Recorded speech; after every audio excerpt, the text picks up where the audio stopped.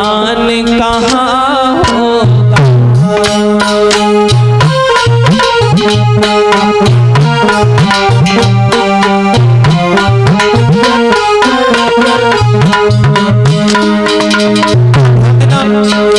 जब भक्त नहीं होंगे तो भगवान कहाँ होगा।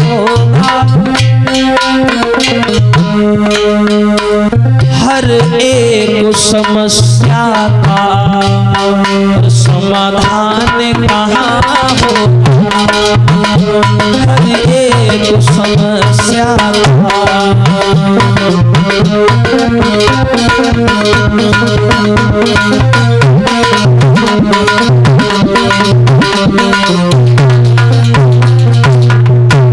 लेकिन समाज के लोगों, संसार में हजारों भक्त हुए, नाम करके चले गए, लेकिन मैंने भक्त बहुत देखे और भक्ति भी देखी है। मैंने भक्त बहुत देखे और भक्ति भी देखी है, पर राम भक्त जैसा हनुमान कहाँ हो। पर राम भक्त जैसा हनुमान कहाँ हो।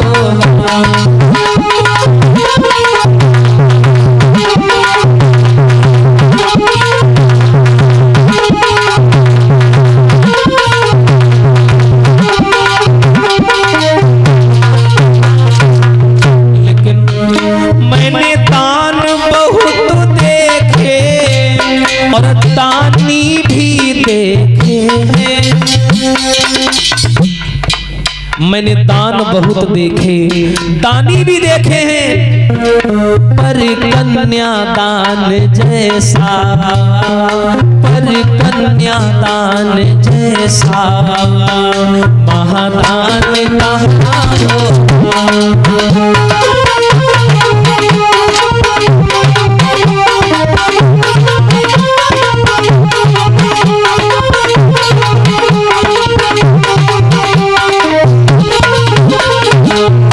जब भक्त नहीं होंगे तो भगवान कहाँ होगा और हर एक समस्या का समाधान कहाँ होगा।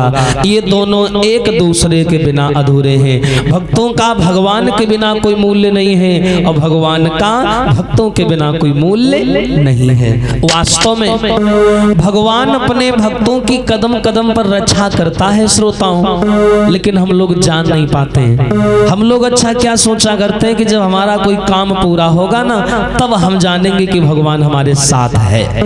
हम ये सोचा करते हैं, पर ऐसा नहीं है।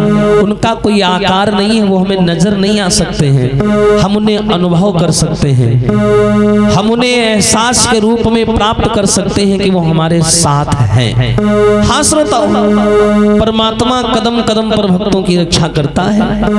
और संसार में देखो, बड़े से बड़े ज्ञानी हुए, महात्मा हुए, संत हुए, रात दिन पाठ पूजन किया, भागवत करी, संकीर्तन किया, सत्संग किया, लेकिन परमात्मा को प्राप्त नहीं कर पाए।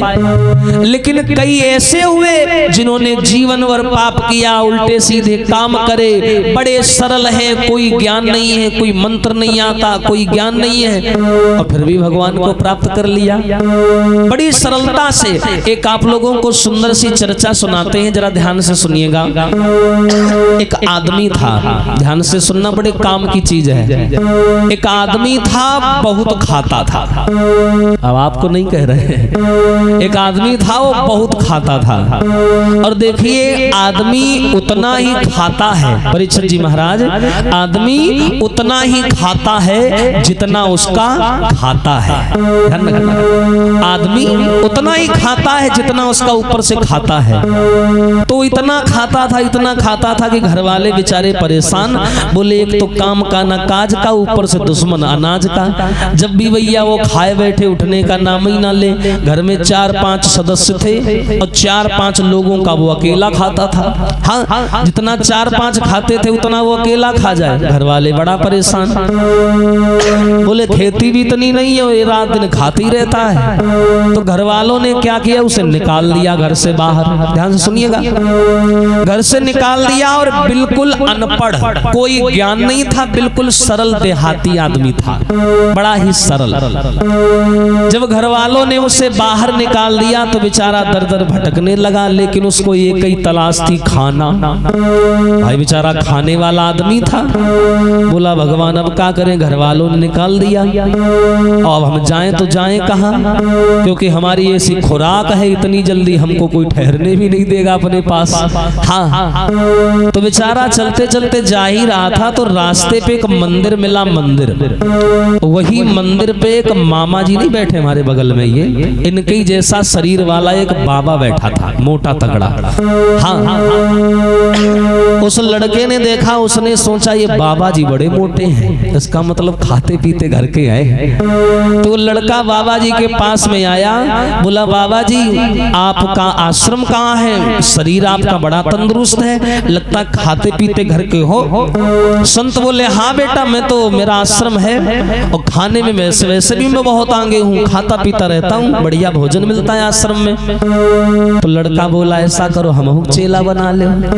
हाँ, बोले बेटा चेला बनोगे? हाँ चेला बनेंगे। तो बेटा तुम्हें कुछ आता जाता है? सवेरे 4 बजे जगना पड़ेगा, पाठ पूजन करना पड़ेगा, जनेऊ धारण करना पड़ेगा, नियम संयमों का पालन करना पड़ेगा, कर पाओगे? लड़का बोला ये सब हमसे नहीं होगा, हम खाने के लिए बाबा बन रहे हैं। देखो साफ सीधी बात है, अगर रखना चाहो तो रखो और नहीं तो मना करो, आगे बढ़े हम। तो संत जी ने सोचा कि ये भटका हुआ है। संत जी ने सोचा चलो खाने के लिए आ रहा है, कम से कम आ तो रहा है, आश्रम में रहेगा, संतों के बीच में रहेगा तो इसकी आदतें सुधर जाएंगी, है ना। तो ये संतों के साथ रहने लगा और जो मन में आए वो खाए। आश्रम में भैया साधु बन गया, चेला बन गया। सुबह जग जाता था, खाता पीता मौज से रहने लगा, शरीर बढ़िया कटने लगा, बढ़िया बढ़ने लगा, दिन भी बढ़िया कटने लगा। एक दिन क्या हुआ कि महीने में एक त्योहार आता है, आप लोगों ने देखा होगा, एक तिथि आती है, नाम है एकादशी। 11 तारीख आती है ना, तो एकादशी का दिन आ गया और आश्रम में संत साधुओं में ये नियम होता है कि आश्रम में जहां मंदिर होता है ना, वहां एकादशी को भोजन नहीं बनता है एकादशी वाले दिन। तो जैसे ही एकादशी वाला दिन आया, लड़का उठा बिस्तर से, उसने तुरंत रसोई की तरफ नजर दौड़ाई। खाने में वैसे भी आगे था, भोर हुआ रसोई की तरफ देखता था। तो जैसे ही उसने रसोई की तरफ देखा तो देखा वहां कोई नहीं है, ताला लगा है। हाँ, वो दौड़ करके गुरुजी के पास आया, बोला गुरुजी आज कोई रसोई में काम नहीं कर रहा है, आज खाना वाना मिलेगा कि नहीं मिलेगा? जवाब दिया बेटा माफ करना, आज एकादशी है, आज खाना नहीं बनेगा, कल बनेगा खाना, कल द्वादशी है, कल बनेगा। चेला बोला तुम्हारी एकादशी के चक्कर में हम द्वादशी नहीं देख पाएंगे। हाँ, हम तो मर जाएंगे अगर हमें खाना नहीं मिलेगा। हमें नहीं पता गुरुजी, कुछ भी करो पर हमें तो भोजन चाहिए। और हमने तुमसे पहले ही कहा था कि मैं सिर्फ खाने के लिए साधु बनना हूं, इतना ध्यान रखना। गुरुजी ने सोचा अच्छा एक काम करो बेटा, तुम राशन ले लो, आटा चावल ले लो और ईंधन ले लो, नदी किनारे चले जाओ। आश्रम का नियम है बेटा, यहाँ भोजन नहीं बन सकता। नदी किनारे चले जाओ और वहीं अपना भोजन बनाना, और बनाने के बाद में भगवान को बुला करके भोग लगा देना और उसके बाद में तुम भोजन कर लेना। चेला बोला ठीक है। तो गुरुजी बोले एक तुम हो गए, एक भगवान हो गए, ऐसा करो 2 लोगों का राशन इसको दे दो। और गुरुजी ने उसको 2 लोगों का राशन दे दिया। चेला चला नदी किनारे आया, उसने नदी में स्नान किया और स्नान करने के बाद में बढ़िया भोजन बनाया और बनाने के बाद में बैठ गया। ऐसे भोजन सजा के रख लिया आगे अपने, और दोनों हाथ जोड़ के भगवान को बुलाने लगा, आओ भैया जल्दी खाओ फिर हम जुटे। भगवान को बुलाने लगा, कैसे कि राजा राम आइए प्रभु राम आइए, मेरे भोजन का भोग लगाइए। राजा राम आइए, मेरे राम आइए, मेरे भोजन का भोग लगाइए। हाँ मेरे भोजन भोग लगाइए, हो मेरे भोजन।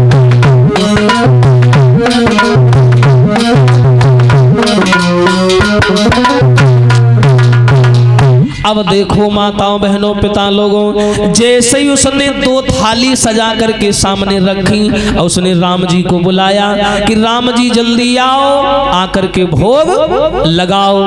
और जैसे ही उसने राम जी को बुलाया तो राम जी तो आए, लेकिन साथ में सीता जी को ले आए। हाँ, और जैसे सीता जी सामने आई 2 लोग प्रकट हुए। चेला भैया भड़क गया। चेला बोला ये तो गलत बात है। बोले क्यों? भगवान बोले हम भोग लगाने आए हैं भैया, लाओ भोग लगाएं। चेला बोला ऐसे कैसे भोग लगाओगे?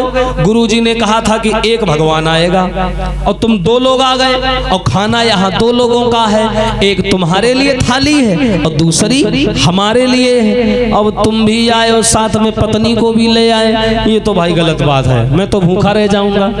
भगवान बोले भैया अब मैं जहां भी जाता हूं ना, सीता जी हमारे साथ में जाती हैं। चेला बोला चलो अब आ गए हो तो खा ले, उन्हें बुरा मान जी हो, चलो। चेला ने अपने में से थाली में से आधी थाली निकाल करके सीता माँ को दे दी। सब लोग भोजन करके चले गए। चेला को मात्र 2-4 रोटी खाने को मिली, उस दिन भूखा रह गया। चेला लौट के आश्रम आया, उसने कहा गुरुजी बड़ी गलत बात है। बोले क्यों? बोले तुमने कहा था कि एक आदमी आएगा, लेकिन वहां तो 2 आ गए। हाँ मैं तो आज भूखा भी रह गया। गुरुजी बोले चलो कोई बात नहीं, अगली एकादशी आएगी ना तो तुम 2 की बजाय 3 लोगों का राशन लेके जाना। चेला बोला हाँ ठीक है।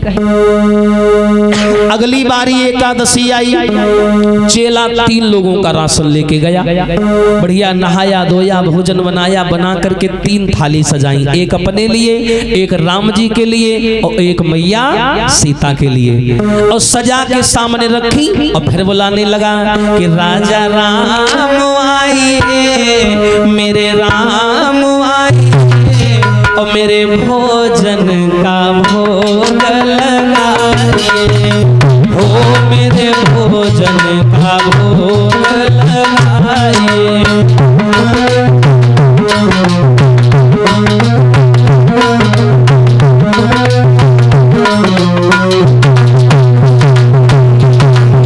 जैसे ही उसने आवाज लगाई कि राम जी और सीता जी आओ और आकर के भोग लगाओ, लेकिन श्रोताओं अब की बार और गड़बड़ हो गई। अब की बार राम आए, सीता जी आई और साथ में लक्ष्मण जी भी आ गए।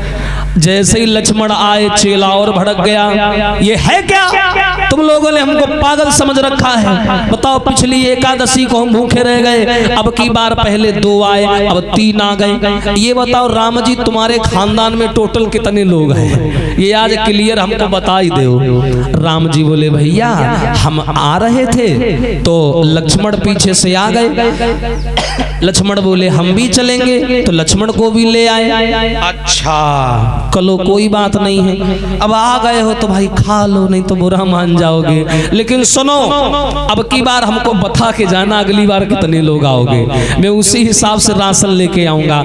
आप लोगों के चक्कर में मैं भूखा रह जाता हूँ। राम जी बड़ा हंस रहे हैं मन ही मन। देखिए भक्त और भगवान की कितनी बढ़िया लीला है। हाँ अब भगवान जी ने भोग लगाया, चले गए। चेला वहां से थरिया लोटा लेके आया, फेंक दिया आश्रम में। गुरुजी से लड़ने लगा, बोला गुरुजी ये बताओ ये राम जी के खानदान में कितने लोग हैं? गुरुजी बोले बेटा उनके खानदान में इतने लोग हैं, तुम उनको भोजन भी नहीं करा पाओगे। हम सब उनके परिवार के तो हैं, अलग थोड़ी ना है, हम सब उनके अपने हैं। तो बोले गुरुजी ये बताओ, तुमने पहली बार कहा एक आएगा, 2 आ गए, कल तुमने कहा कि 2 आएंगे, अब 3 आ गए, तो अब की बार बताओ कि कितने लोग आएंगे। गुरुजी बोले ऐसा करो, तुम 5 लोगों के लिए राशन ले जाओ। अब की बार 3 लोग आए थे ना, तो राम जी अगर 1 बढ़ाएंगे भी तो भी तुम्हारे लिए भोजन बच जाएगा, है ना, पर्याप्त। तुम अब की 5 लोगों के लिए भोजन लेके जाओ। बोला ठीक है। अगली एकादशी आई, चेला लेकर के 5-6 लोगों के लिए भोजन चला, लेकिन अब की बार बड़ा चालाक, हाँ अब की बार बड़ा चालाकी की उसने, उसको लगा कि भगवान मेरे साथ लीला कर रहे हैं, नाटक कर रहे हैं, लेकिन वो भगवान है तो हम भी भक्त हैं, चलो। उसने क्या किया, नहाया, और नहाने के बाद में भोजन बनाया ही नहीं, भोजन नहीं बनाया उसने, बिना भोजन बनाए और खाली थाली सामने रखी, खाली। अब बुलाने लगा भगवान को कि अब आओ, कि राजा राम आइए, प्रभु राम आइए, मेरे भोजन का भोग लगाइए, हो भोजन।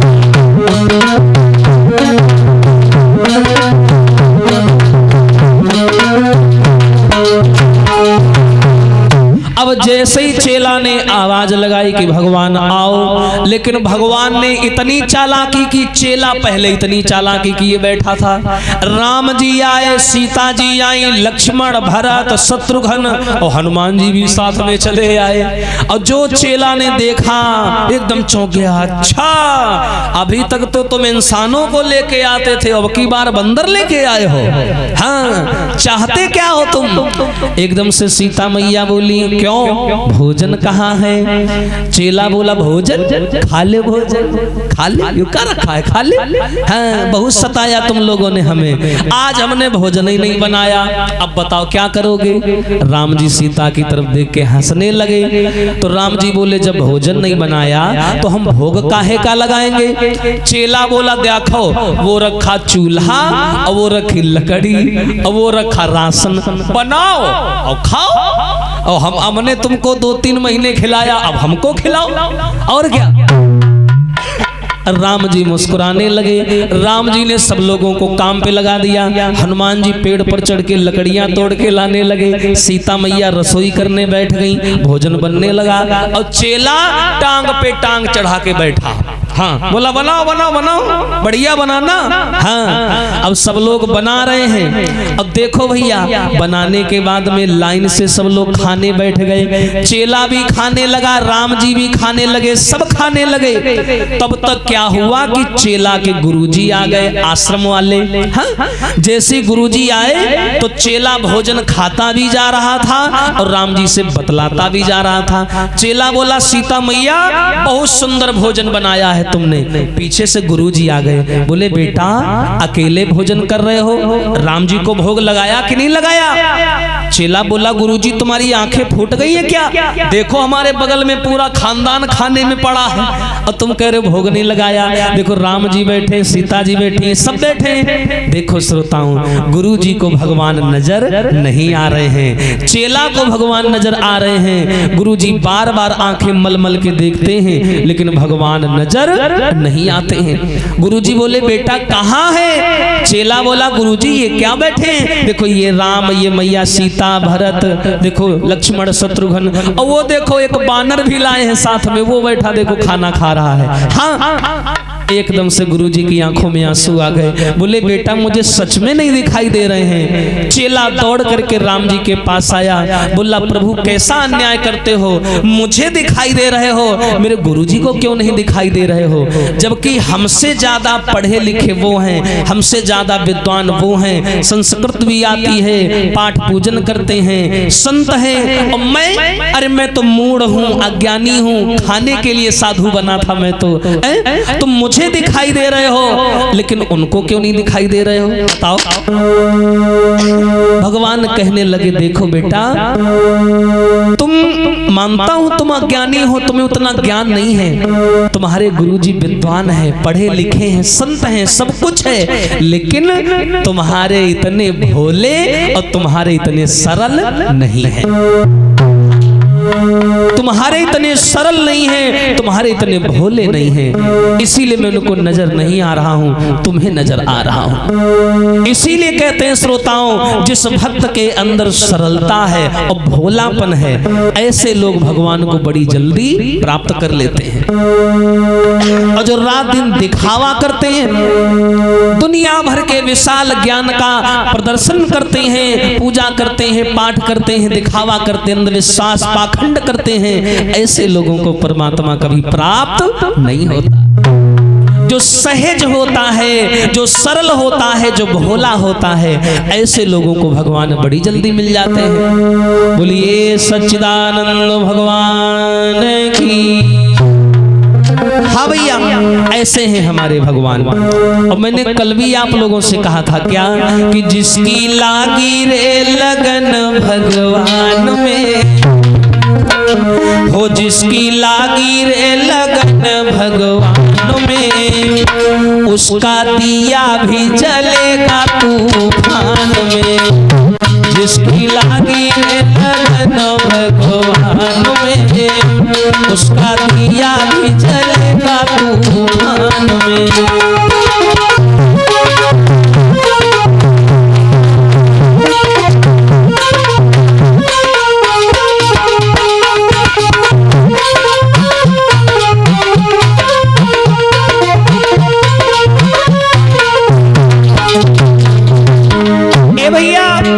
जिसकी लागी रे लगन का मतलब क्या है? राम जपते रहो, काम करते रहो, वक्त जीवन का यूं ही निकल जाएगा।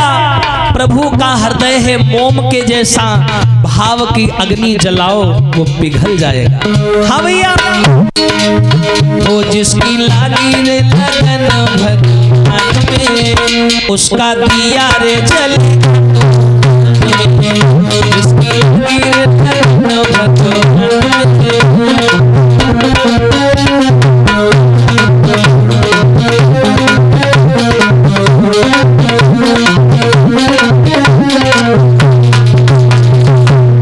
ऐसा ही नहीं प्यारे हो, जीवन कर दे राम हवाले, लहरी लहरी प्रभु आई संभाले।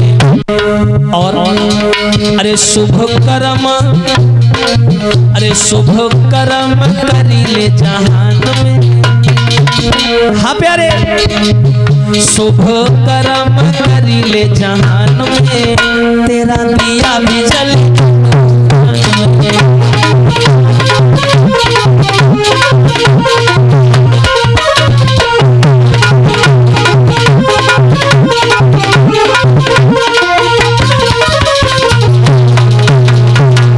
जिसकी लागी रे लगन भगवान में, उसका दिया भी जलेगा तूफान में। हाँ श्रोताओं, आज की ऐसी ही कोई चर्चा है भक्त और भगवान की। देखिए, आप सबने प्रहलाद का नाम सुना होगा, प्रहलाद के जीवन के बारे में भी आप लोग जानते होंगे, है ना। बताते हैं जब प्रहलाद को भगवान की प्राप्ति हुई, एरच के रहने वाले थे और हिरण्यकश्यप हमारे जिला हरदोई का ही निवासी था।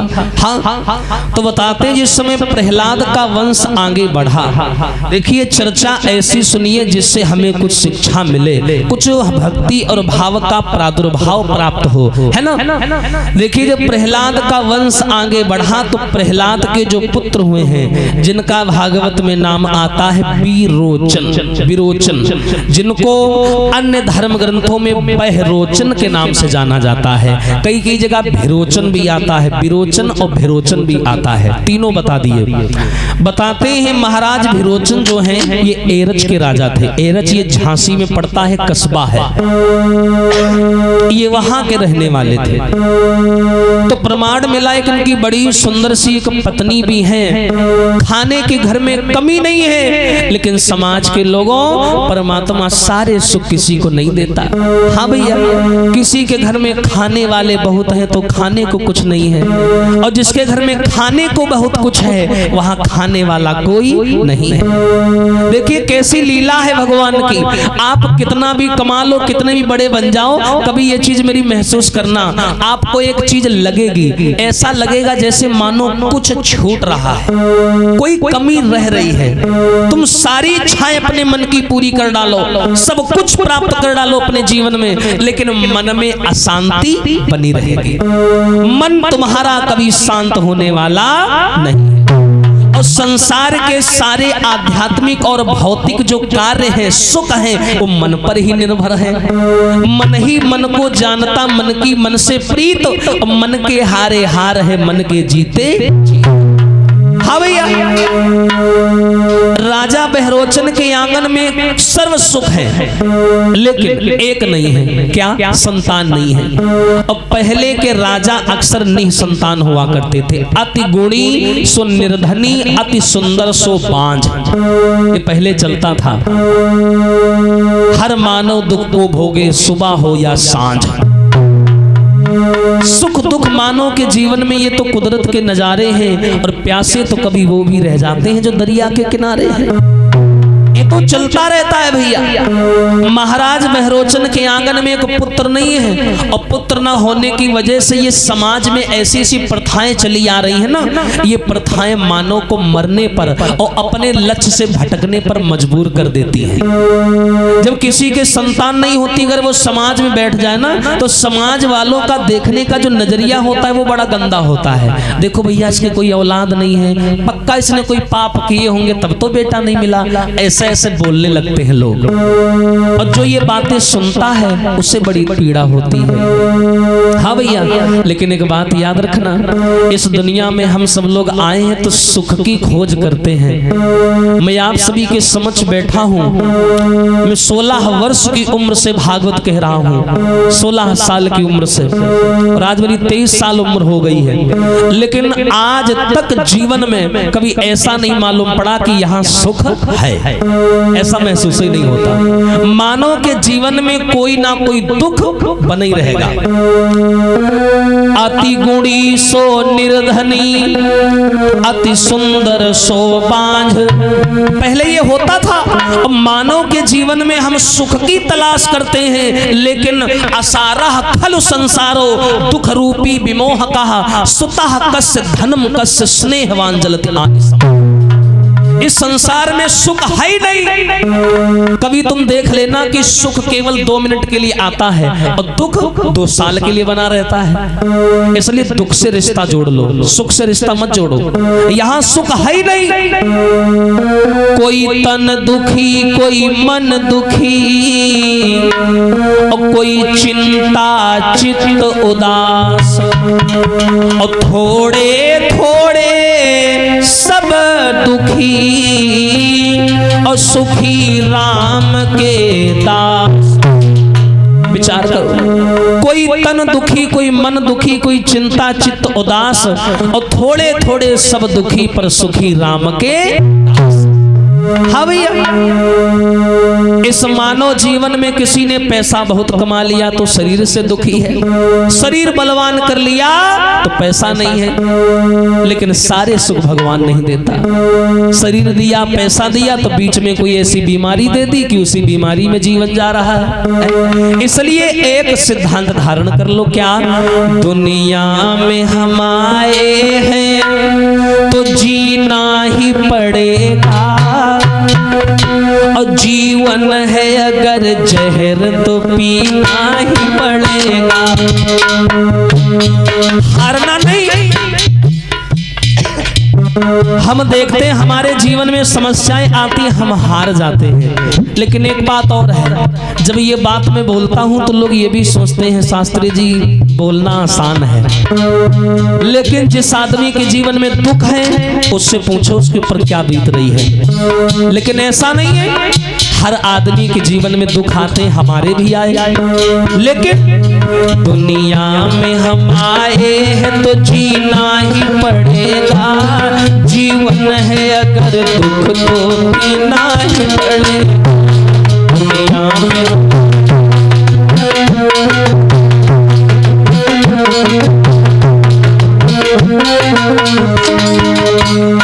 लेकिन भैया जब कभी मुसीबत आए तो अपने मन से एक चीज कहना, क्या? डर डर के मुसीबत में गुजरते ही रहेंगे, लग जाए मगर आग तो चलते ही रहेंगे। हाँ भैया, गिर गिर के मुसीबत में संभलते ही रहेंगे, लग जाए मगर आग तो चलते ही रहेंगे। गम जिसने दिया है वही गम दूर करेगा। हाँ भैया, गम जिसने दिया है वही गम दूर करेगा। दुनिया में हम आए हैं तो जीना ही पड़ेगा, जीवन है तो पीना ही पड़ेगा।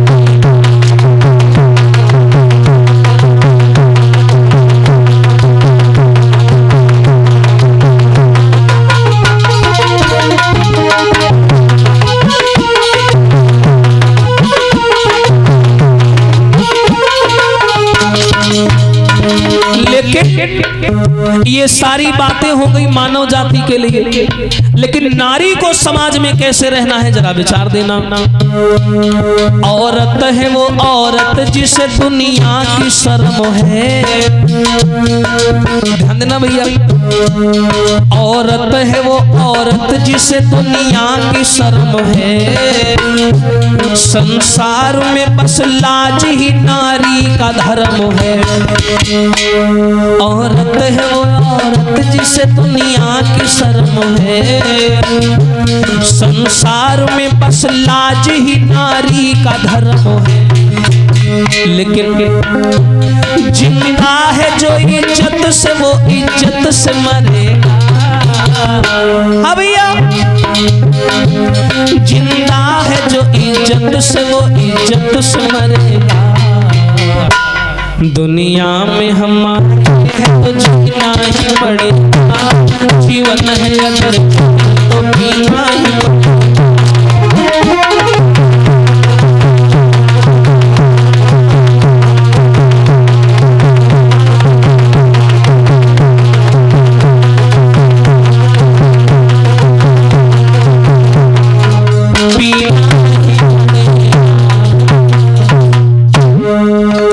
दुनिया में हम आए हैं तो जीना ही पड़ेगा, और जीवन है अगर जहर तो पीना ही पड़ेगा। महाराज बहरोचन ने देखा कि हमारे आंगन में पुत्र नहीं है, और कभी रानी के नजदीक जाते हैं ना तो अपनी ममता को जागृत कर देती है सामने कि महाराज बेटा नहीं है। इतने दिन तक संतान ना भई, सब दुनिया हंसी उड़ाती है, और महाराज निबल कहलाते हो, ये दुखिया बांझ कहाती है। ये समाज के लोग दुनिया भर के ताने मारते हैं, कहते हैं इसके बेटा नहीं है, ये बांझ है, इसका पति कायर है, कमजोर है। तरह तरह के गंदे शब्दों से हम लोगों को नवाजा जाता है। आप ही बताओ हम क्या करें। तुरंत जवाब दिया बहरोचन ने, एक बात याद रखना, क्या? संसार में मानो कितना भी हाथ पैर पटक ले, पर परमात्मा उसे उतना ही देता है जितना वो देने के लायक होता है। प्रमाण आपने देखे होंगे, लोग मेहनत करके मर जाते हैं, कुछ नहीं मिलता। बहुत से ऐसे लोग हैं जिनको चपरे में सब कुछ मिल जाता है, बिना कुछ किए मिल जाता है। बहरोचन के सामने जब उनकी पत्नी ने रो दिया कि मेरे कोई बेटा नहीं है, तब राजा बहरोचन दुखी हो गए।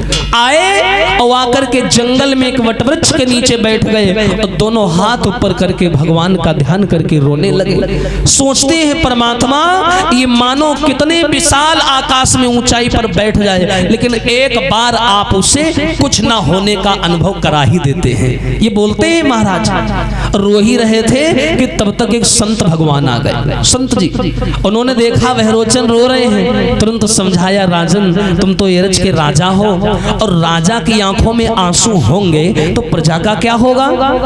हजारों प्रजाओं की सेवा की जिम्मेदारी राजा के हाथ में होती है, और राजा एक अकेला लाखों लोगों की रक्षा करता है और तुम खुद रो रहे हो, कमजोर पड़ रहे हो क्या जीवन में। बहरोचन ने दोनों हाथ जोड़े, कहा भगवान आदमी कितना भी बड़ा हो जाए लेकिन हर इंसान का एक व्यक्तिगत जीवन होता है। मेरा एक व्यक्तिगत जीवन है, उसमें मेरी एक पत्नी है लेकिन उसके कोई बेटा नहीं है। समाज में बैठता हूं, लोग ताने मारते हैं, आप ही बताओ हम क्या करें। संत भगवान हंसने लगे, बोले काम करो। क्या? अब तुम्हें हमारे दर्शन हो गए हैं और संत के दर्शन हो जाएं और काम ना हो तो बेकार है ना। लेकिन संत भी असली होना चाहिए, ऐसा नहीं होना चाहिए गलिन गलिन गुरुआ फिरे चेला कंठी ले और नरक जाओ चाहे स्वर्ग जाओ पर हमें दक्षिणा, ऐसा नहीं होना चाहिए। हाँ, सच्चा संत होना चाहिए, वास्तविक संत होना चाहिए। अच्छा, वास्तविक संत की पहचान क्या है? बिना आपसे कुछ लिए और बिना आपसे कोई इच्छा रखे अगर वो आपका काम पूरा करता है तो वो संत है। क्योंकि संत का ना कोई घर होता है, ना कोई परिवार होता है, ना कोई सगा होता है और ना कोई दुश्मन होता है। संत संसार से निराले होते हैं और धर्म के रखवाले होते हैं। अगर संत से आपसे कोई इच्छा रखता है तो समझ लेना संत नहीं है, बनावटी है। हाँ भैया, महाराज बहरोचन रो ही रहे थे कि साधु जी ने अपनी झोली में हाथ डाला और एक फल निकाल करके दिया। कहा ये फल लो और जाना अपनी पत्नी को खिला देना तो तुम्हारे गर्भ से एक बहुत सुंदर बालक तुम्हारी पत्नी के गर्भ से जन्म लेगा। बहरोचन बड़े खुश हुए, फल निकाल करके हाथ में दे दिया। हाँ, और ये तो सत्य बात है। मिलती है साधुओं की और संगत कभी कभी, मिलती है साधुओं की।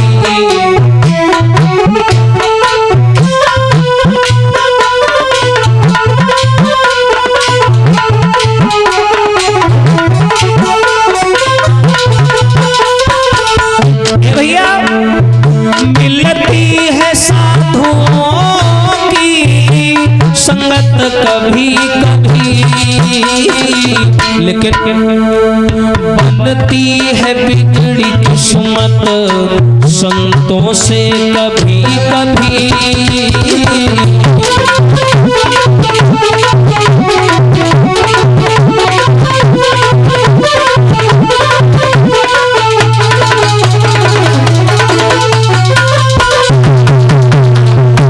मिलती है साधुओं की संगत कभी कभी और बनती है बिगड़ी किस्मत संतों से कभी कभी।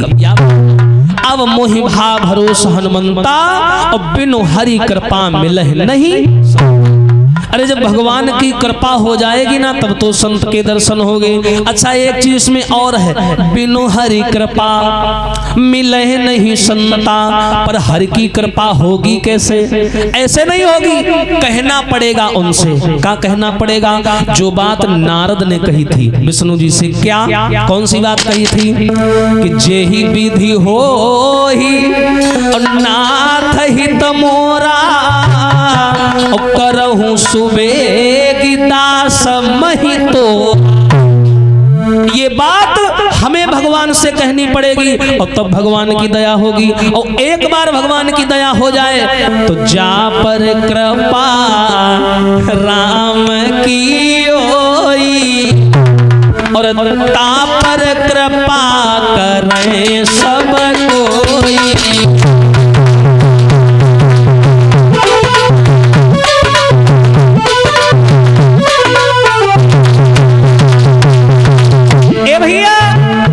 लेकिन ये समाज में बहुत से ऐसे लोग हैं, पढ़े ना पेतु धर्म नए जाने, अपने को सर्वोपरि माने।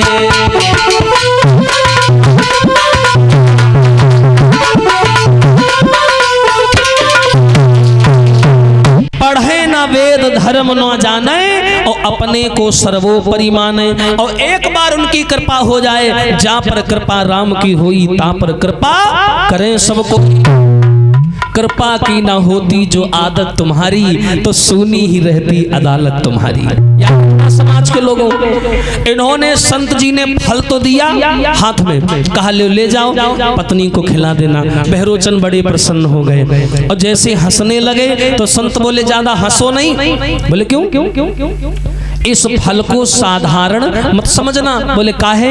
बोले इस फल को लेके जाओगे, लेकिन इतना याद रखना इस फल में हवा नहीं लगनी चाहिए। अगर इस फल में हवा लग गई तो इसका असर यहीं पर समाप्त हो जाएगा। ध्यान रखना, ये कोई काम नहीं करेगा। फिर बहरोचन बोले महाराज ये क्या कर दिया तुमने? इतना मैं प्रसन्न हो गया था और तुमने बीच में एक नियम बता दिया। बोले हाँ नियम तो मिलेगा। अगर तुम्हें भर भर के सुख मिल रहा है ना श्रोताओं, तो आगे जब दुख आए उससे पहले ही अपने आप को मजबूत कर लेना। चिड़िया बारिश होने से पहले ही घोंसला बना लेती है, ध्यान रखना। इसीलिए इन्होंने क्या किया, महाराज बहरोचन फल को लेकर के चले, लेकिन संत भगवान ने कह दिया था अगर इस फल में हवा लग गई तो इस फल का असर यहीं पर समाप्त हो जाएगा। बहरोचन लेकर के फल चले, लेकिन बहरोचन ने क्या किया, उस फल को कपड़े के अंदर दबा लिया ताकि कहीं हवा न लग जाए और लेकर चले। लेकिन एक यहाँ पर भाव और स्मरण कर लेना आप लोग, क्या कि जितना हम विपत्तियों से भागने की कोशिश करते हैं उतना ही विपत्तियां हमारे नजदीक आती हैं। ध्यान रखना, कभी आजमा लेना, तुम जिसके पीछे पड़ोगे वो तुमसे दूर भागेगा और तुम जिससे दूर भागोगे वो तुम्हारे पीछे पड़ेगा। कभी आजमा लेना। बहरोचन फल लेकर के जा रहे हैं और सोच रहे हैं कहीं हवा ना लग जाए, लेकिन उसी समय भगवान को कुछ और ही मंजूर था। अरे उसी समय के बीच आंधी आए गई भारी,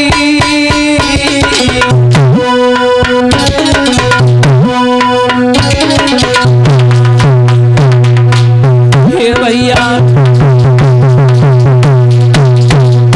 अरे फल को लीनो हाथ में ठाड़ो सोचे तपधारी, फल को लीनो हाथ में ठाड़ो।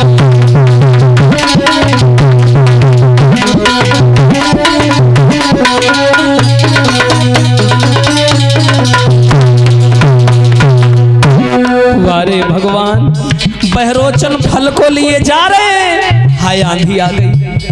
जैसे ही आंधी आई बहरोचन बोले रे भगवान ये क्या कर रहे हो, तुमसे हमारा सुख नहीं देखा जाता। हाय बताओ आंधी आ गई, अगर इस फल में हवा लग गई तो इसका असर खत्म हो जाएगा, फिर मुझे बेटा नहीं मिलेगा। बहरोचन ने क्या किया, बगल में दबा लिया, कहीं इधर दबा लिया, लेकिन फल तो फल है, हवा तो लगेगी। तो बहरोचन ने सोचा क्या करे।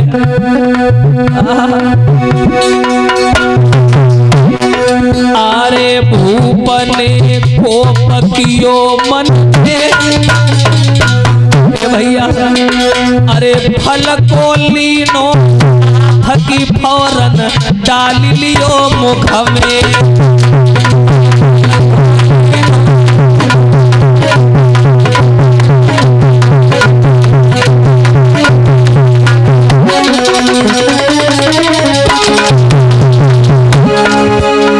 महाराज बहरोचन ने आकाश से आती हुई वायु से उस फल को बचाने का हर अथक प्रयास किया, लेकिन फल नहीं बचा। बहरोचन ने दिमाग लगाया एक काम करते मुंह में रख लेते, मुंह बंद कर लेंगे हवा नहीं जाएगी। तो जैसे ही बहरोचन ने मुंह में डाला और बंद किया, हाय लार का सहारा मिला, फल फिसल गया और गले से होता हुआ पेट में।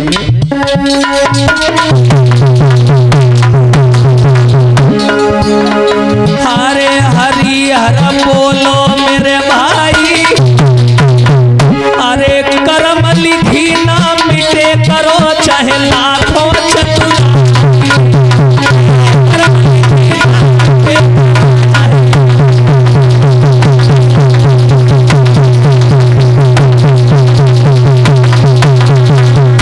याद रखना समाज के लोगों, राजा बहरोचन ने क्या किया, उस फल को मुंह में डाल लिया और फल मुंह के द्वारा गर्भ में चला गया। जैसे ही हाय गर्भ में गया और गर्भ में जाकर के मानव की अंदरूनी ग्रंथियों का सहारा मिला, उस फल ने अपना असर दिखाना शुरू कर दिया। और जब असर दिखाना शुरू कर दिया तो महाराज बहरोचन ने गर्भ को धारण किया, जबकि ये कार्य नारी का है और परमात्मा ने कार्य के अनुसार नारी को उतनी शक्ति भी प्रदान की है। पुरुष के वश का ये कार्य नहीं है, वो तो मर जाएगा। और जैसे ही बहरोचन का गर्भ रुका भैया, तो लोक लज्जा के मारे, शर्म के मारे ये लौट करके घर नहीं आए, वहीं जंगल में छुप गए। शर्म के मारे बोले मैं लौट के घर नहीं जाऊंगा, अगर ऐसी स्थिति में जाऊंगा तो मेरा क्या होगा, लोग मेरा उपहास बढ़ाएंगे और मैं हंसी का पात्र लोगों की नजरों में नहीं बनना चाहता, पर मैं करूं क्या। वहीं झाड़ी में छिपने लगे, कंद मूल फल खा करके अपना गुजारा करने लगे, लेकिन गर्भ दिन पर दिन बढ़ता ही जा रहा था। बोले अब क्या करें, अब हम कौन दिशा में जावे,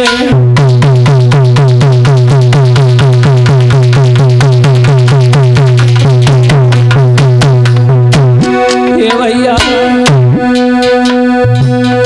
अब हम कौन दिशा में जावे, हारे किन से मन की व्यथा सुनावे।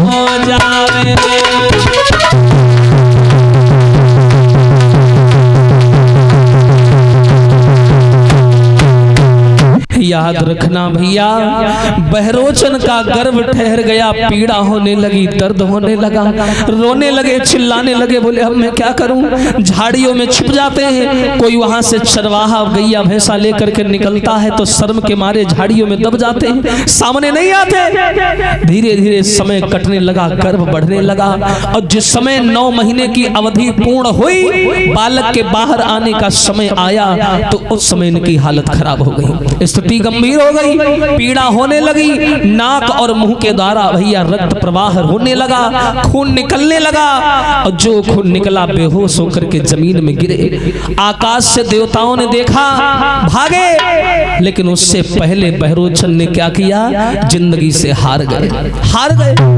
इन्होंने लकड़ियों को इकट्ठा किया और इकट्ठा करने के बाद में उन लकड़ियों में आग लगाई और जिंदा उस आग में कूद गए और धूं-धूं करके जलने लगे।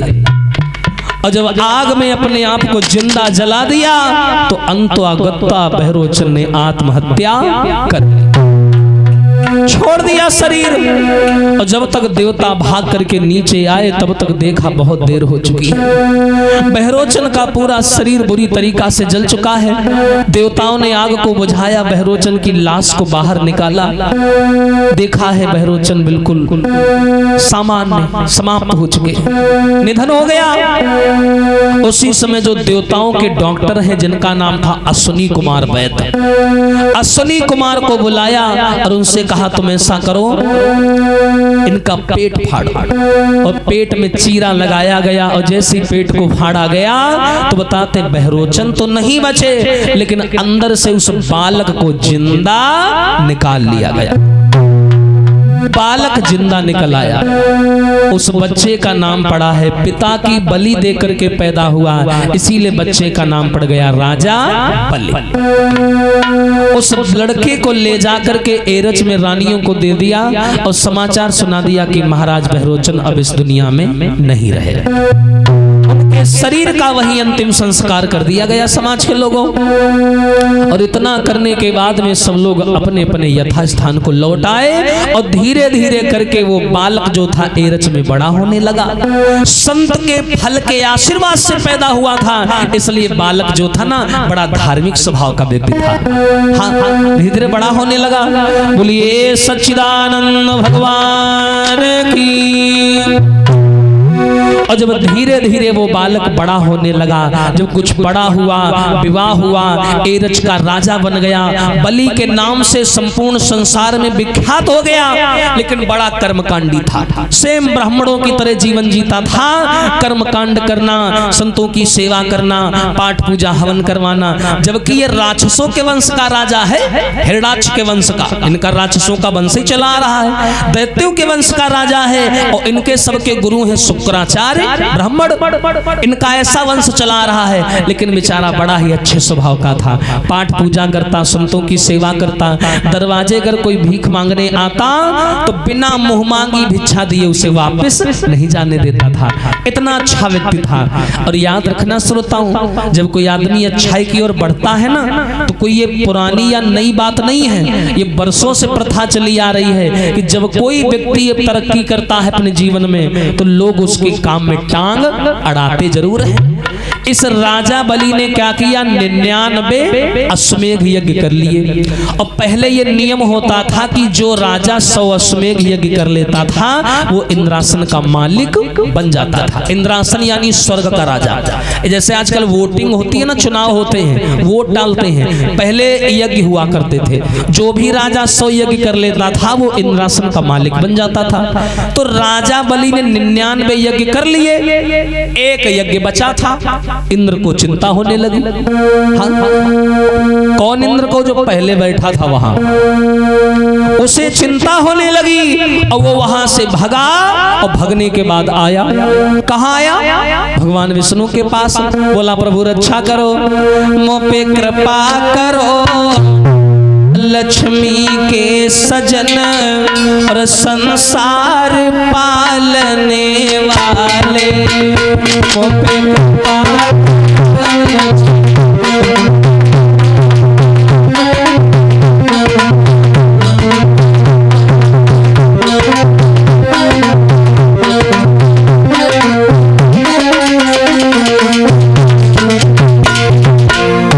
अरे जल बिच कमल, कमल बिच ब्रह्मा,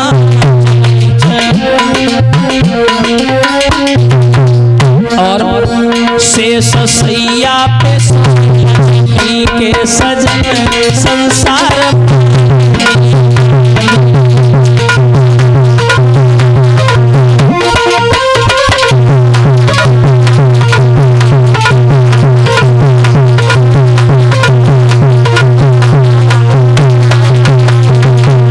अब जैसे ही इंद्र ने आवाज लगाई कि भगवान रक्षा करिए, तुरंत विष्णु जी सामने आए। बोले क्या हुआ इंद्र, क्यों चिल्ला रहे हो? इंद्र बोला महाराज बहुत बड़ी मुसीबत आ गई है। बोले कैसी मुसीबत? इंद्र बोला महाराज राजा बलि यज्ञ कर रहा है। तो भगवान बोले राजा बलि यज्ञ कर रहा है तो तुम्हारी नानी क्यों मरी जा रही है भाई? यज्ञ करना कोई बुरी बात है क्या, आप ही बताओ? अरे यज्ञ कर रहा है तो अच्छी बात है, तुम्हें तो प्रसन्न होना चाहिए। इंद्र बोला महाराज तुम प्रसन्न बता रहे हो, जब से वो यज्ञ कर रहा है तब से हम एक ही टाइम भोजन कर रहे हैं टेंशन में। बोले काहे? बोले इसलिए कहीं ऐसा ना हो उसके 100 यज्ञ पूरे हो जाएं और आप हमारा इंद्रासन उसे दे ना दें, कहीं वो स्वर्ग का राजा ना बन जाए, हमारी गद्दी ना छीन ले। तो ऐसा करो प्रभु, कुछ भी करो लेकिन उसको राजा बनने से रोक लो, उसका 100वां यज्ञ किसी भी तरह पूरा मत होने दो। भगवान बोले तुम देवताओं को कोई काम नहीं है, बस उल्टे सीधे काम हमसे करवाते रहते हो। तो जवाब दिया महाराज आप हमारे लिए ही अवतार लेते हैं और हमारी रक्षा नहीं करेंगे तो किसकी करेंगे? भगवान मजबूर हो गए। बोले क्या चाहते हो, बलि को मार दे? बोले महाराज मारो नहीं, केवल एक काम कर दो कि राजा बलि का यज्ञ पूरा ना हो, बस।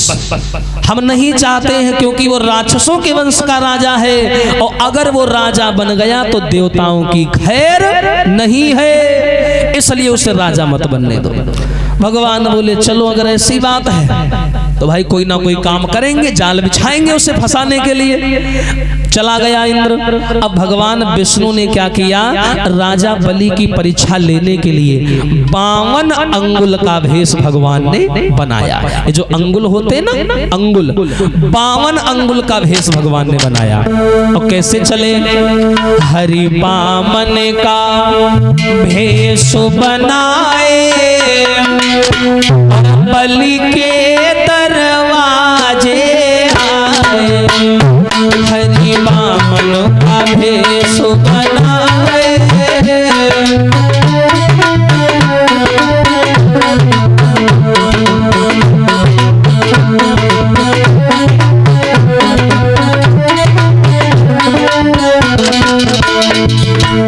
हाँ भैया, अरे हरि बामन का भेष बनाए, बलि के दरवाजे आए, हरि बामन का भेष।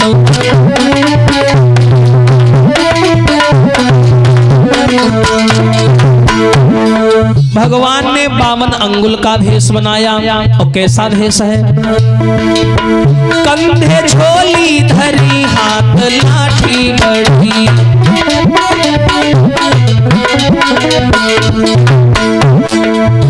कंधे झोली धरी, हाथ लाठी बड़ी।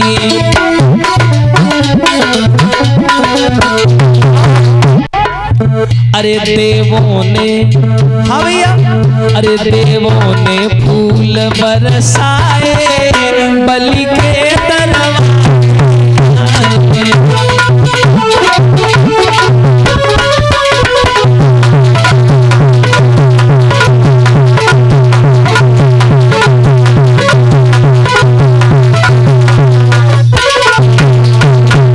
याद रखना समाज के लोगों, भगवान ने क्या किया, 52 अंगुल का भेष बनाया। और भेष बनाने के बाद में चले, हाथ में दंड कमंडल है, एक लाठी है, शरीर पर कंधे पर काली कमली है, हाथ में छाता है, पैरों में खड़ाऊ है, और चले। और जैसे ही चले तो देवताओं ने फूलों की बारिश की। हाँ, भगवान चले और राजा बलि के दरवाजे पर आए। और जैसे ही श्रोताओं बलि के दरवाजे पर आए, 2 द्वारपाल खड़े हैं दरवाजे पर। भगवान ने दोनों से कहा, भैया ऐसा करो, अपने राजा से कह दो जाकर के कि दरवाजे पर एक ब्राह्मण आए हैं। और 100वें यज्ञ की तैयारियां चल रही थी राजा बलि के घर पे।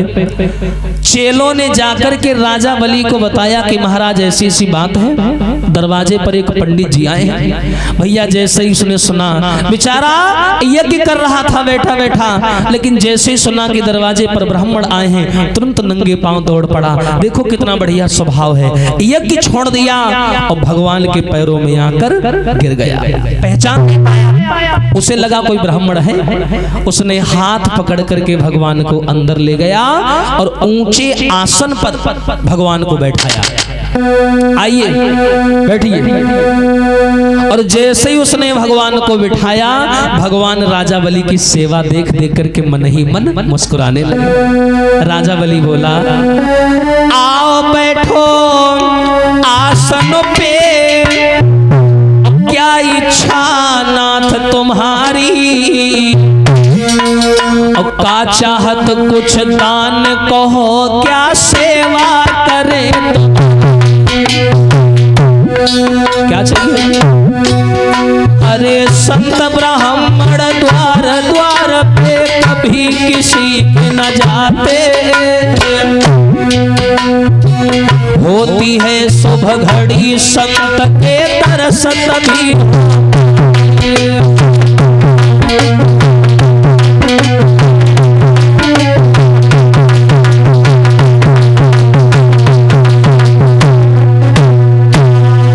आइए बैठिए महाराज। उन्होंने क्या किया, राजा बलि ने वामन भगवान को ऊंचे आसन पर बैठाया और भैया पैर दबाने लगा, पानी ले आया, भगवान के पैरों को धुला और धोने के बाद में उस चरणामृत को पान कर गया।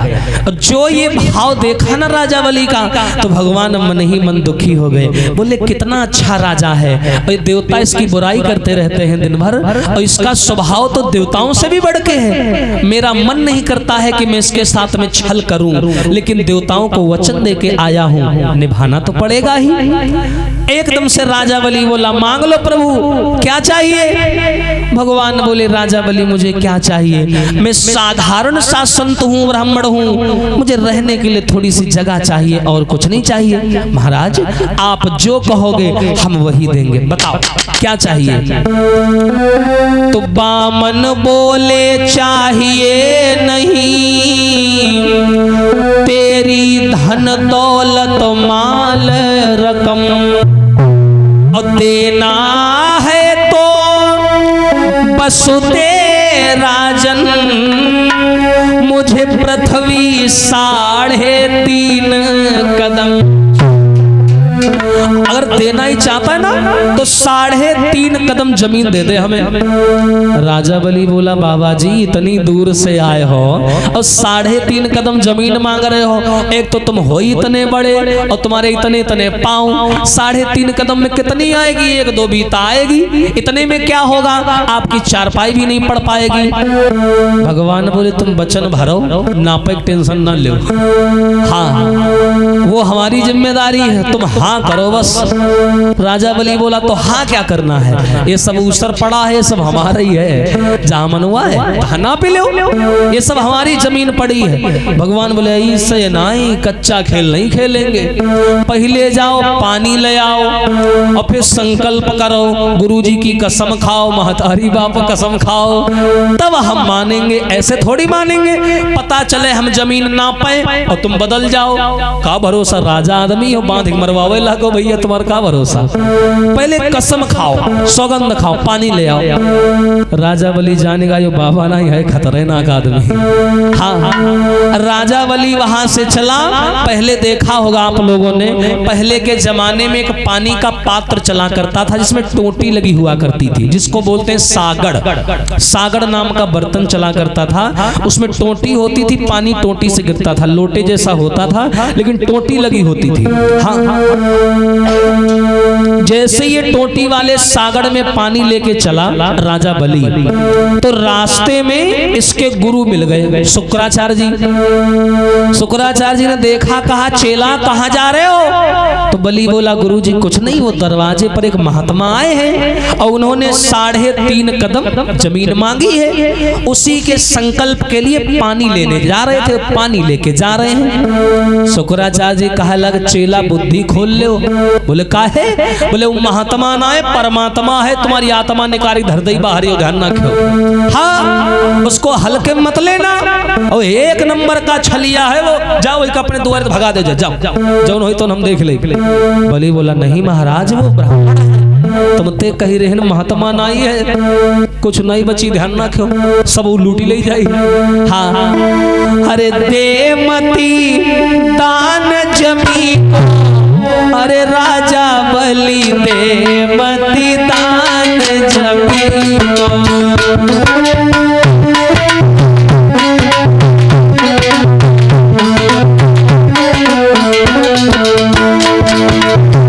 हाँ भैया, अरे दे मती दान जमीन को, दे मती दान जमीन को।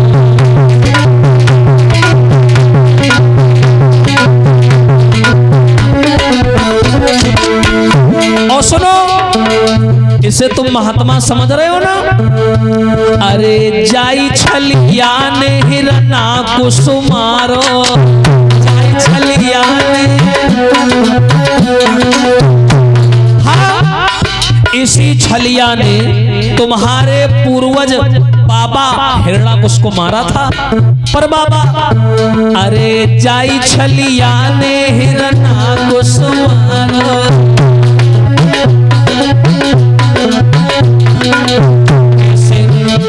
अरे धरी के भेद सन रसी बलि ते पतिदान जगी।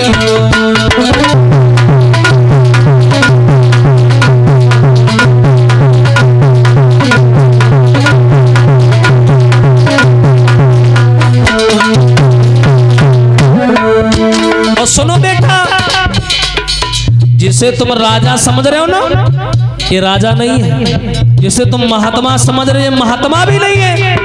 फिर है कौन? अरे जिसको तुम बाबा समझत हो,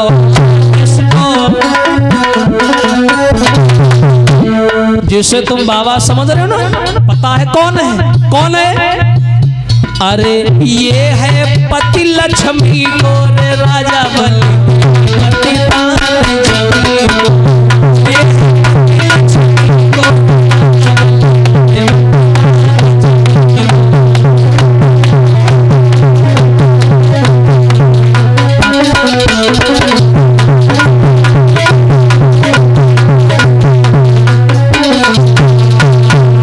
जवाब दिया, सुनना। एक काम करो, जिसे तुम महात्मा समझ रहे हो ना, ये महात्मा नहीं है, लक्ष्मी जी का पति है, पति। हाँ, तुम्हारी परीक्षा लेने आया है देवताओं के कहने पर, अब भेष बदल के आया है, बर्बाद कर देगा तुम्हारी जिंदगी। उसके चक्कर में मत पड़ो, भगा दो अपने दरवाजे से। राजा बलि ने जो सुना, राजा बलि बोला अगर भगवान आए हैं तो इससे बढ़िया बात क्या होगी। अरे हम तो बड़े किस्मत वाले हैं जो भगवान हमारे दरवाजे आए हैं। और भगवान आए हैं तब तो हम जरूर उनकी इच्छा पूरी करेंगे, क्योंकि गुरुजी आपने ही कहा है एक बार वचन देने के बाद में पीछे पैर नहीं हटाना चाहिए, और हम उनको वचन दे चुके हैं। शुक्राचार्य जी बोले अगर तुम नहीं मानोगे, बोले नहीं मानेंगे, हम जमीन दे के रहेंगे। शुक्राचार्य जी बोले तुम दो, देखते हैं तुम दो और हमारे अंदर हिम्मत होगी हम देने नहीं देंगे, जाओ तुम्हारा काम ही नहीं होने देंगे। तो शुक्राचार्य ने क्या किया, भेष बदल कर और उसी टोटी के बीच में बैठ गए। बोले जब पानी ही नहीं गिरी तो संकल्प कहाँ से हुई, जाओ तुम लेके। हाँ, और जैसे ही लेकर के ये आए, और आने के बाद में बामन भगवान बोले क्यों ले आए? हाँ ले आए, चलो डालो हमारे हाथ में। और जैसे ही भैया भगवान ने राजा बलि की तरफ इशारा किया तो क्या देखा कि टोटी से पानी नहीं गिर रहा है। टोटी से पानी नहीं गिर रहा तो भगवान कहने लगे क्यों राजा बलि, पानी तो गिर ही नहीं रहा है, पानी लाए हो कि नहीं लाए हैं? बोले महाराज देखो ना वजन है, पानी भरा है इसमें, पता नहीं क्यों नहीं गिर रहा है। भगवान बोले सफाई करके लाए थे, कहीं कचड़ा वचड़ा तो नहीं फंसा है? बोले नहीं हम सफाई करके लाए थे। भगवान ने ध्यान धर के देखा तो शुक्राचार्य जी कुंडली मारे वह टोटी में बैठे। हाँ, जो ही देखो भगवान बोले रुक जाओ, अभी ढंग से सफाई हुई नहीं है, अभी हम सफाई करेंगे। भगवान ने क्या किया, बगल में से एक कुसकी नोक निकाली। अरे यून लीला उद्धर की लीला ने और लीला की साख जोड़ी डाली।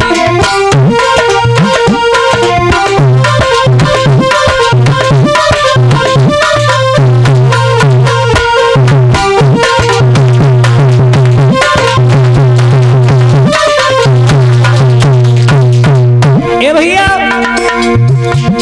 उन लीलाधर की लीला ने लीला की साख जोड़ी डाली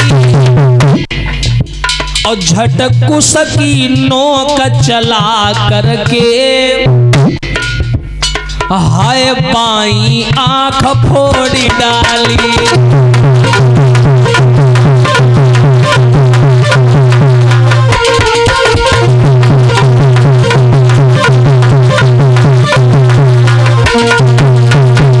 भगवान ने क्या किया, एक कुसकी नोक को उठाया और टोटी में घुसा दिया और घुसाने के बाद में 2-3-4 बार खड़बड़ खड़बड़ खड़बड़ अंदर बाहर कर दिया। और जैसे ही अंदर बाहर किया वो धोखे से जाके इधर वाले एरिया में बैठ गई। हाँ, और जैसे ही लगी बाई आंख एक तरफ की ट्यूबलाइट खत्म, और जैसे ही एक आंख फूटी शुक्राचार्य जी बोले यो हमारो बाप है, यंत्र निकल ले नहीं आग बची वहाँ फोट डारी। अब तो हुई गए एक नैन सिंह। हाँ, अब ये वहां से भगे। शुक्राचार्य जी तो चले गए, पानी गिरने लगा और जो ही पानी गिरा संकल्प पूरा हुआ। राजा बलि बोला महाराज अब संकल्प हो गया है, आप ऐसा करो नाप लो, अब तो भरोसा है कि नहीं है। भगवान बोले हाँ अब भरोसा है, तो नापो, ये सब हमारी पड़ी है। भगवान बोले ठीक है, अब मैं नापने जा रहा हूँ राजा बलि, अपना कलेजा थोड़ा थाम लेना। राजा बलि कहा लग तुम जमीन नापोगे या हमारे ऊपर बैठोगे, तुम नापो। अब भगवान ने माताओं क्या किया, जमीन को नापने के लिए आंख को बंद किया और बंद करने के बाद में अपने शरीर को बड़ा करना शुरू कर दिया। अब क्या किया, उस मायापति की माया ने और सूरज के अंश भापी डाले और 3 कदम में श्री हरि ने आए 3 लोक नापी डाले।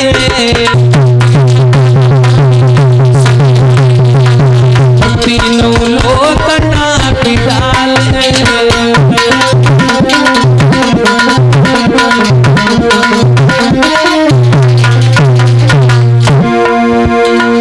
अब देखो भैया, भगवान ने अपने शरीर को बड़ा करना शुरू कर दिया और इतना बड़ा शरीर बना लिया कि सूर्य भी भगवान के शरीर के पीछे छुप गया, संसार में अंधेरा छा गया।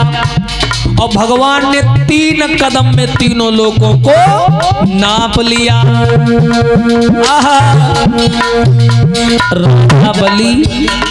राजा बलि नीचे खड़ा खड़ा देख रहा है, अरे बाप रे, गुरुजी सही कहते हैं, वाकई में परमात्मा है, लेकिन डगरपन घट की बड़ी कठिन है, डगरपन घट की बड़ी कठिन है।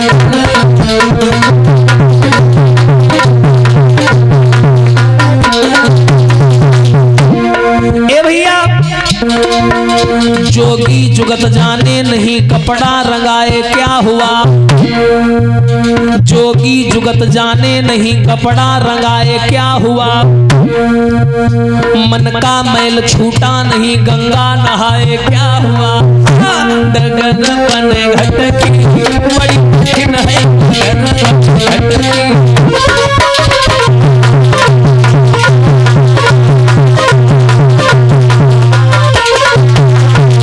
और डगरपन घट की हरी बड़ी कठिन है, हरे बड़ी कठिन है, हाँ बड़ी कठिन है।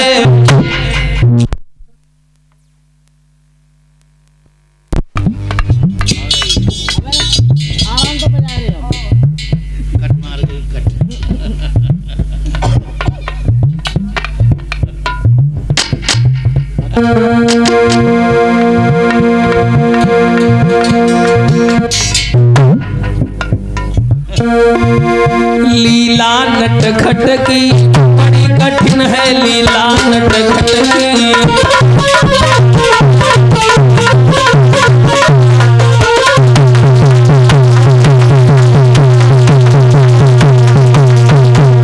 अब देखो, राजा बलि ने जैसे ही कदम आगे को बढ़ाए और जैसे ही कदम बढ़ाए, श्रोताओं क्या हुआ, 3 कदम में भगवान ने तीनों लोगों को नाप लिया।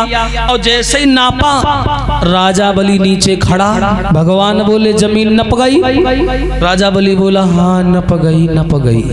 भगवान बोले अबे कहाँ नपी, अभी तो 3 कदम नापे हमने और अभी आधा कदम बाकी है। अब तुम बताओ आधा कदम हम कहाँ नापे। अब जगह तो कोई हमें खाली दिखाई नहीं दे रही है। राजा बलि गवा गुस्से आए कि राजा बलि कहाँ लगवा, इसो करो हमारी छाती धर दो लात अपनी। हम ही मर जाए पूरा कल्याण ही हो जा। हाँ अब बताओ 3 कदम में तुमने पूरी जमीन ले ली, हमारा सब कुछ छीन लिया। अब ये बताओ कहां से हम लाएं इतनी जमीन, अब तो हमारे पास कुछ नहीं बचा। भगवान बोले तो क्या करें, वापस चले जाएं हम? राजा बलि बोला नहीं, वापस मत जाओ, क्योंकि आज तक हमारे दरवाजे से कोई वापस नहीं गया। तो भगवान बोले तो फिर जमीन बताओ कहां नापे? राजा बलि बोला 1 कदम में तो पूरी धरती समेट ले गए तुम, और धरती पे हम रह रहे हैं, अब तो कुछ बचा नहीं है। ऐसा करो प्रभु, हम बचे हैं और हमारी पत्नी बची है, ऐसा करो हमारी पीठ नाप लो, हो सकता है पूरी पड़ जाए। भगवान बोले पगले, जब 1 कदम में पूरा 1 लोक चला गया तो आधे कदम में तेरी पीठ पूरी हो जाएगी। बोला महाराज अगर हमारी पीठ से काम ना बने तो मैं अपनी पत्नी को ला रहा हूं, उसकी पीठ नाप लो, 1 से 2 भले, तब तो हो जाएगा। भगवान बोले अगर ऐसी बात है तो जाओ लिवा लाओ अपनी पत्नी को।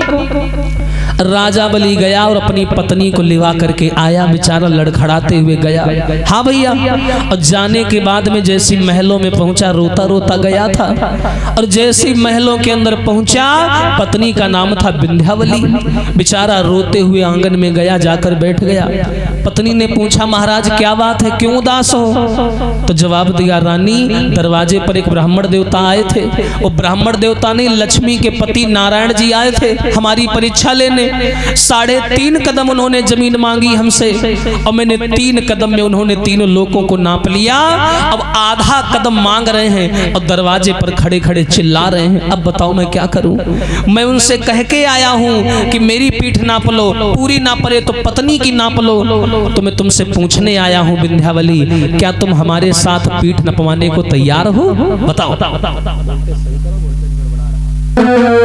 क्या तुम हमारे साथ पीठ नपवाने को तैयार हो? विंध्यावली बोली महाराज कैसी बातें कर रहे हो, मैं तुम्हारी पत्नी हूँ। और धीरज धर्म और मित्र और नारी और आपदी काल परखियहु चारी, मैं आपकी पत्नी हूँ। अरे पीठ नपवाना तो बहुत छोटी बात है, तुम बताओ हम शरीर के टुकड़े टुकड़े करवा दें, चलो हम भगवान से पीठ नपवा लेंगे, लेकिन एक शर्त है। क्या? हम भगवान से कुछ सवाल करेंगे, तुम बस चुप खड़े रहना। बोले ठीक है भाई कर ले हो। अब राजा बलि अपनी पत्नी को लेकर के भगवान के सामने आया। बामन भगवान ने देखा, बामन भगवान बोले क्यों आ गए तुम दोनों लोग? राजा बलि बोला हाँ हम भी आ गए और मेरी पत्नी भी आ गई। भगवान बोले तो ऐसा करो दोनों लोग लेट जाओ और हम तुम्हारी पीठ नाप ले। जो इतना कहा तो विंध्यावली बोली भगवान थोड़ा 2 सवाल करने हैं, उनके जवाब दे दो और बाद में पीठ नाप लेना। कौन सा हम भागे जा रहे हैं? भगवान बोले हाँ पूछो। बलि बोला ज्यादा गलत सलत सवाल ना पूछना, भगवान है, हाँ नाराज होंगे तो जीवन बर्बाद हो जाएगा। विंध्यावली बोली तुम चुप पे रहा, तुमका कुछ आवाज जाती है तब है तुमका मूर्ख बना दी नहीं। अब हम ते पाला परा है, वहीं देखो इनका हम कैसे घसीटती है। हाँ विंध्यावली ने सवाल किया। विंध्यावली बोली प्रभु पहले काम करो, थोड़ा लेवल में आओ, बराबरी में आओ, ऊंचे हो समझ नहीं आ रहा है। भगवान बराबरी में आए, बोले पूछो। विंध्यावली बोली ये बताइए भगवान धन में और धनी में क्या अंतर होता? भगवान बोले धन में और धनी में मालिक और नौकर का रिश्ता होता है। जो धन है ये नौकर है और जो धनी होता है वो मालिक होता है। वो चाहे तो पैसे को उड़ा दे, वो चाहे तो पैसे को आग लगा दे, उसके हाथ में है। तो विंध्यावली बोली दूसरा सवाल ये है क्या मालिक को नौकर से कुछ भी मांगना चाहिए? भगवान बोले नहीं मांगना चाहिए। विंध्यावली बोली बस फंस गए तुम। हाँ भगवान ने कह दिया कि मालिक को नौकर से कुछ भी नहीं मांगना चाहिए, इससे पाप लगता है। तो विंध्यावली बोली ये बताओ हम कौन हो गए? तुमने 1 कदम में पूरे राज्य को नाप लिया, ये राज्य किसका हुआ? भगवान बोले मेरा हो गया। विंध्यावली बोली यहाँ के नौकर चाकर किसके हो गए? भगवान बोले सब मेरे हो गए। बोले जब सब कुछ तुम्हारा हो गया तो हम कहाँ जाएंगे? हम भी तो तुम्हारे हो गए, हम भी तो यही रह रहे हैं, हम कौन सा आसमान में रह रहे हैं? हम भी तुम्हारे हो गए। और हम तुम्हारे कौन हो गए? दास और दासी दासी और दास और दासियों से आधा कदम जमीन मांग रहे हो, तुम्हें शर्म नहीं आती है? क्यों मांग रहे हो? एक तरफ कहते हो कि दास से कुछ मांगना नहीं चाहिए और दूसरी तरफ दास से जमीन मांग रहे हो, क्यों मांग रहे हो? बताओ, है कोई जवाब? अब भगवान का भी मुंह बंद हो गया। भगवान कह लग, राजा बलि किसको ले आए तुम? हाँ, विंध्यावली बोली, महाराज तुमने एक तरफ कहा कि दास से कुछ मांगना नहीं चाहिए और हम भी तो तुम्हारे दास हो गए, हम भी तो तुम्हारे नौकर हो गए, अब नौकरों से जमीन मांग रहे हो, तुम्हें शर्म नहीं आती? भगवान तुरंत नीचे आए, बोले मान गया तुम लोगों को, वास्तव में राजा बलि तुम्हारी पत्नी विद्वान है, देखो उसने अपने विद्वता के दम पर हमको कैसे फंसा लिया। हाँ, भगवान बोले जाओ, जो भी मैंने तुम्हारा लिया है सब कुछ मैं तुम्हें वापस कर रहा हूं, जाओ। लेकिन एक वरदान मांग लो तुम दोनों लोग। बलि को सत्य प्रेम लखी पावा, मांगू मांगू पर बलि ही सुना।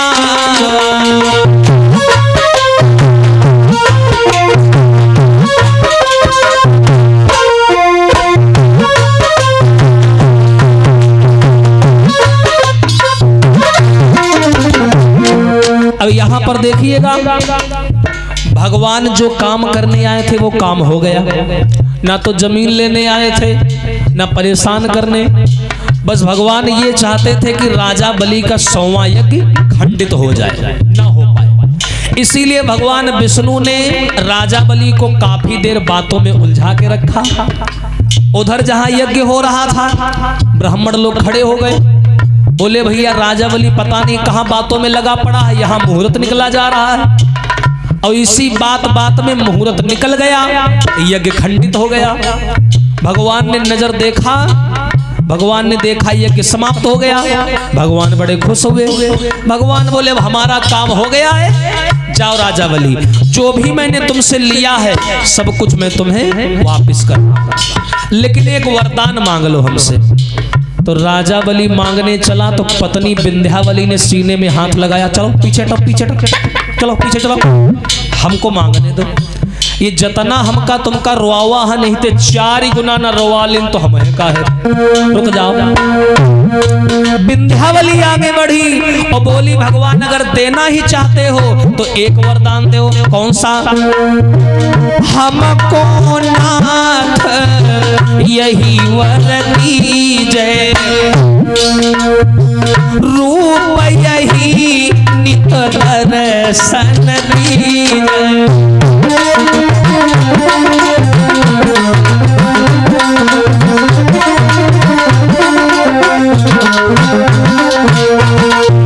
ऐसा करो।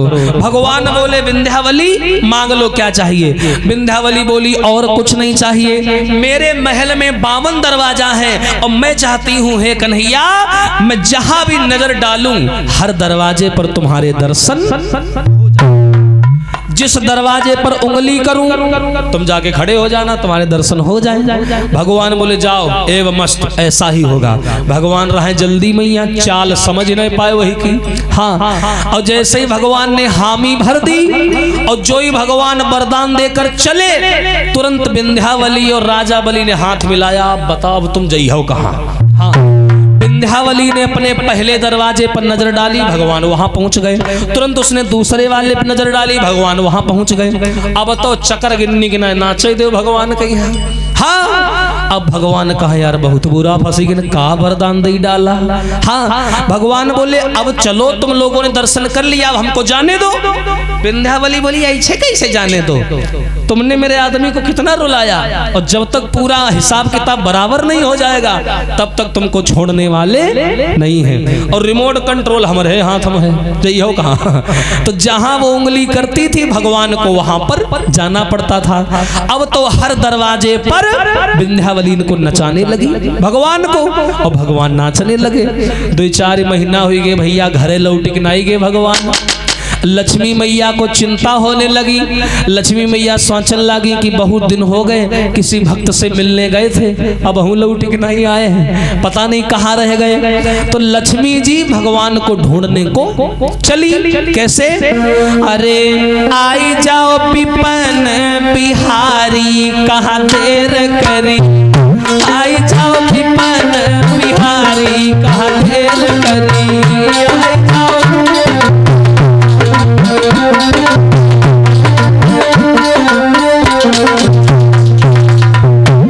अरे रोई रोई मेरे दुख नैना, रोई रोई मेरे।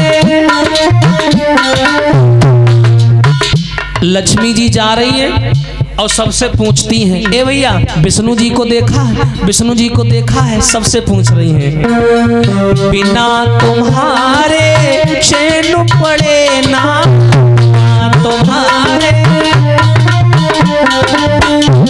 अरे रोई रोई हम हारी, कहाँ देर करी, आई जाओ पिपन बिहारी, कहाँ देर करी।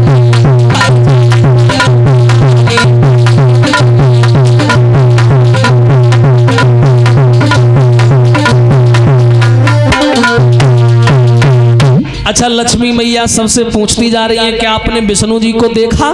रास्ते में नारद बाबा मिल गए और जैसे नारद को देखा लक्ष्मी जी ने बुलाया, ए नारद इधर आओ, इधर आओ। नारद बोले, हाँ मैया बताओ, तुमने नारायण जी को देखा है? हाँ देखा है। कहाँ है, कहाँ है, जल्दी बताओ, क्या हुआ, क्या है? अरे 2 महीना 3 महीना हो गए, गए थे भक्त से मिलने, अभी भी लौट के नहीं आए, पता नहीं कहाँ रह गए, तुमने देखा हो तो बताओ। नारद बोले, देखा है, खूब देखा है। अरे बताइए हो, कहाँ देखा हो, बताओ तो। बोले ये बताओ, हम बता तो देंगे कि वो कहाँ है, लेकिन ये बताओ लक्ष्मी जी, का तुम्हारे घर में आटा चावल की कमी पड़ गई है? कहा। लक्ष्मी बोली, मेरे घर में काहे की कमी, कुबेर के भंडार भरे हैं, कोई कमी नहीं है। नारद बोले, जब कमी नहीं है तो अपने पति को नौकरी के लिए क्यों भेजा है? नौकरी करने क्यों भेजा है? लक्ष्मी बोली, हमारे पति नौकरी करेंगे, तुम्हारा दिमाग खराब है, वो भगवान है, वो नौकरी क्यों करेंगे? नारद बोले, मैया मैं कसम खा के कह रहा हूँ, मैं अपनी आंखों से देख के आ रहा हूँ, राजा बलि के घर में नौकरी कर रहे हैं भगवान, अपनी आंखों से देखा है। और जो ये शब्द सुने तुरंत लक्ष्मी जान गई कि किसी भक्त के जाल में फंस चुके हैं। अब विष्णु जी को राजा बलि के जाल से छुड़ाने के लिए लक्ष्मी मैया भेष बदलकर चली। हाँ भैया, भेष बदल के जा रही हैं। और कैसे जा रही हैं? अरे ढूंढो ढूंढो री कुंजन बन जाए, सो बन के बारे ढूंढे ना मिले री बारो सांवरी।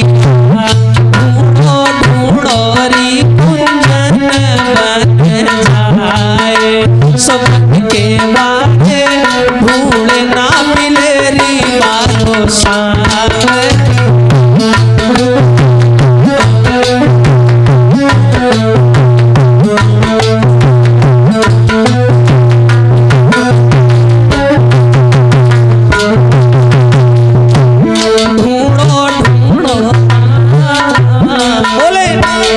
अरे ढूंढो ढूंढो री कुंजन बन जाए, सो बन के बारे ढूंढे ना मिले री बारो सांवरी।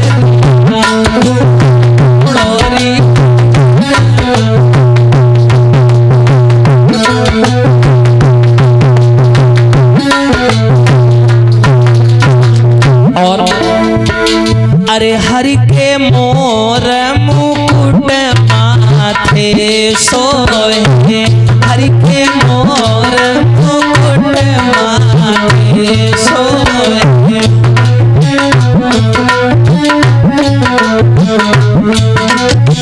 और उनके गल पे जंती माल, सो बन के बारे ढूंढे ना मिलो री बारो सांवरी। ढूंढो री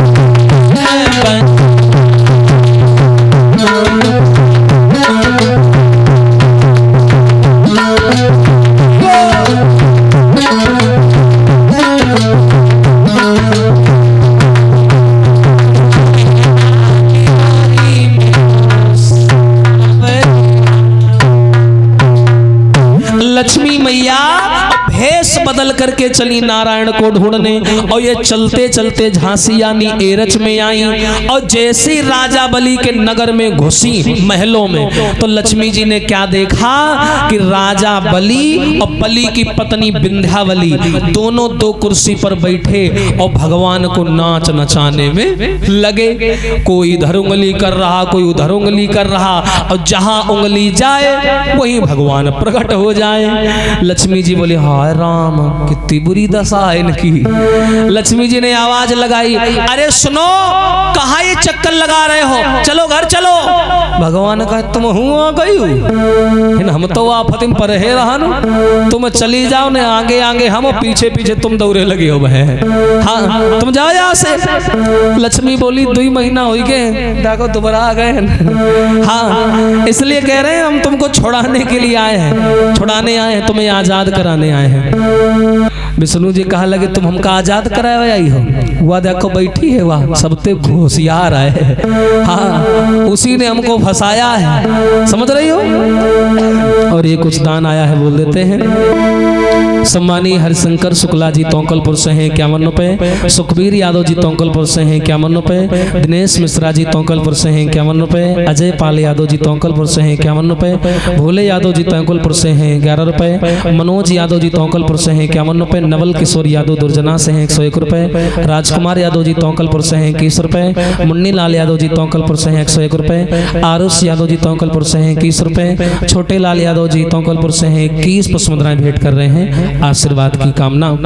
लक्ष्मी जी से भगवान कहने लगे तुम यहाँ क्यों आई हो। लक्ष्मी जी बोली हम तुम्हें आजाद करवाने आए हैं, आजाद करवाने। भगवान बोले जब तक वो बैठी है विंध्यावली तब तक तुम कुछ नहीं कर पाओगी, तुमसे 4 गुना होशियार है वो, चालाक है बहुत ज्यादा। लक्ष्मी जी बोली तो क्या जीवन भर तुम यही रहोगे, ऐसे चक्कर काटते रहोगे। भगवान बोले क्या करी, मजबूरी है, यहाँ से जा भी नहीं सकते निकल के। तो लक्ष्मी मैया बेचारी बड़ा दुखी बोली हाय का करें, कैसे अपने आदमी छुड़ाई, बड़ा दुखी। तो उसी समय राजा बलि जो था फल खा रहा था, फल, तो उसने विंध्यावली से कहा ऐसा करो पानी ले आओ। विंध्यावली पानी लेने चली गई। तो भगवान विष्णु बोले लक्ष्मी अब मौका बढ़िया है, हाँ अब मौका बढ़िया है। वो उसकी औरत चली गई है पानी लेने, और तुम जाओ बातों बातों में राजा बलि को फंसा लो और हमें उससे मांग लो, और जल्दी जाओ ने वो आ गई तो वह हालत खराब हुई चाहिए। हाँ जल्दी जाओ। तुरंत मैया लक्ष्मी आई राजा बलि के सामने। राजा बलि अपना हाथ ऐसे उठा करके ऐसे ऐसे भगवान को नचा रहा था। तो लक्ष्मी जी ने क्या किया, अपनी साड़ी से एक खूंट फाड़ा, थोड़ा सा कपड़ा, और ले जाकर के राजा बलि के उसी हाथ में बांध दिया। यहीं से एक मंत्र की उत्पत्ति हुई, येन बद्धो बलि राजा दानवेंद्रो महाबला तेन ताम प्रतिबंधना में रक्षे रक्षयमाचल। और बताते ये रक्षा सूत्र मंत्र है। जब पाठ पूजा हवन में कलावा बांधा जाता है तो इसी मंत्र का उपयोग किया जाता है। और जैसे ही मैया लक्ष्मी ने साड़ी बांधी हाथ में तो राजा बलि बोला कौन हो तुम, और ये मेरे हाथ में क्या बांधा। लक्ष्मी बोली भैया मैं बगल वाले गांव से आई हूँ, हाँ, और मैं तुम्हें अपना भाई मानती हूँ, और हर बहन चाहती है कि उसका भाई सलामत रहे, खुश रहे, इसीलिए मैंने ये तुम्हारे हाथ में रक्षा सूत्र बांधा है ताकि तुम हमेशा खुश रहो, समझ गए। तो राजा बलि बोला तो तुम हमें भाई मानती हो, हाँ मैं तुम्हें भाई मानती हूँ। अच्छा तो तुमने हमारी भलाई के लिए ये बांधा है ना, तो मेरा भी धर्म बनता है कि हम तुमको बदले में कुछ दें। और यहीं से रक्षाबंधन का त्योहार भी चला है। हाँ जरा सी राखी बांधो 5000 दे फ्री।